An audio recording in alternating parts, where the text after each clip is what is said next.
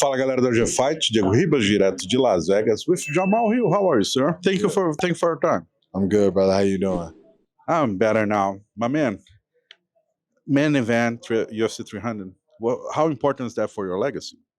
It's huge for my legacy. I think I still probably would have built a solid legacy even still, but this definitely amplifies it. Being able to say our headline UFC 300 is an unreal blessing, bro. I don't even know how to really put it into words really, but just a card of this magnitude and to be put as the main event for that is just it's a blessing, man. We all know that this fight was supposed to happen at the beginning in Rio, right? And was moved to April in Vegas. Did you have time to have a full camp, or was kind of short notice when the fight was moved to April?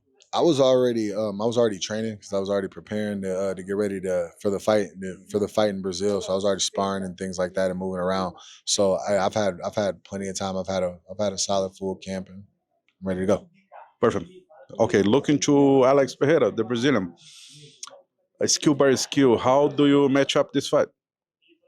How do I see myself matching up against Alex? I think Alex is very skilled. He's dangerous. He has some weapons. He has a lot of experience. But I think I match up with him I think I'm a bad matchup for him.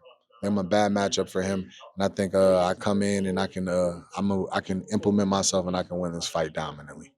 Got it. I follow you on social media. You're very funny on social media. I gotta tell you that. I saw you posting a picture with Adesanya. You were facing time with him, right? Is that true? Did he give you advices for this fight? We had a conversation. Yeah, we talked. Some of his, I picked his brain a little bit on some of his insights and some of the things that he knows about fighting Alex. He spent a lot of time in there fighting Alex, and his advice, and then as well as his mind for the game. He's one of the smartest fighters to have fought in this sport, and it was valuable. There was a lot of value in that. Same as I did before last camp. Whenever I was fighting, when I was fighting Glover, I brought Anthony Smith in. So I'm from Brazil. Do you want to tell the Brazilian audience what kind of advice Israel gave to you to fight Alex? I mean, I'm gonna keep it secret.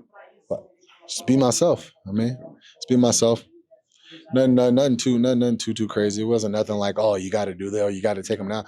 Nothing like that. It's just more. It wasn't. It was more so just like a intellectual dialogue conversation between two fighters, two guys that have a high sense of knowledge of the game, and just like that. Good. It makes sense.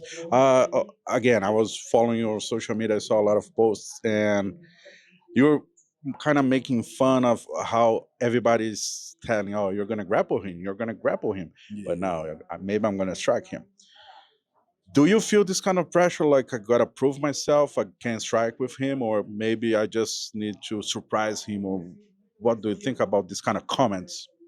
No, I don't feel any pressure to have to do anything but just win the fight. That's it. Just win the fight. I don't care how I win it. If I choke him, if I ground and pound him, knock him out standing up, doesn't matter to me. As long as my hand gets raised. And how is the challenge for you to prepare yourself to strike somebody that was a former glory double champ? There's no nothing there. It's the same as any other fight. I approach it like as any other fight. I feel that I truly feel I'm superior in every facet of this game. Striking, grappling, clinch, thinking. It doesn't matter where it is, no matter what it has to do with a fight. Does he have the ability to win? It's a fight. You can land a punch and win. But as far as the superior fighter all around, I'm the superior fighter. Okay. It's interesting because when I was checking the odds, and you are the underdog, but I believe most of people they kind of forget that you were the champion before, right? And you didn't lose the belt. Recency bias. It's just recency bias. That's people. Alex has been more active a little bit more recently, so they have a little fresher feel of what they got whenever he fought and those things like that. It's a little more clear in the mind for them than that. So it's just part of this. Is the nature of the beast being out with injury.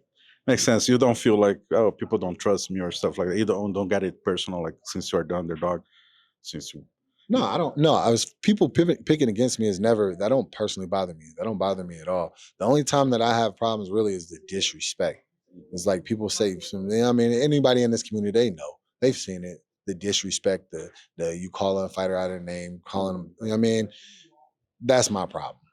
That's where my problem comes in. You can have a take, just you don't have to be disrespectful with it. Perfect. You were fighting UFC 300 main event against another Brazilian. Your last fight was in Brazil against another Brazilian. I did ask you in Anaheim. I'm going to 4 ask you straight. again. 4-0. Hey, you like to remember me that, right? No, 4 straight Brazilians. This is my 4th straight Brazilian that I fought. But I am 4-0 against Brazil.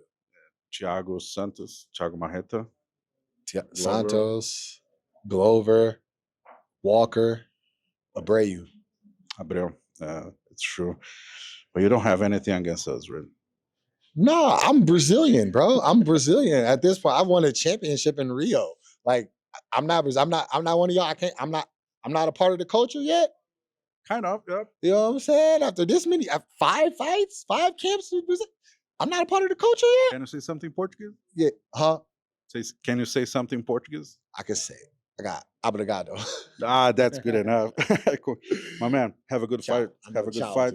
And send a message for your Brazilian fans why they should watch your fight Saturday night.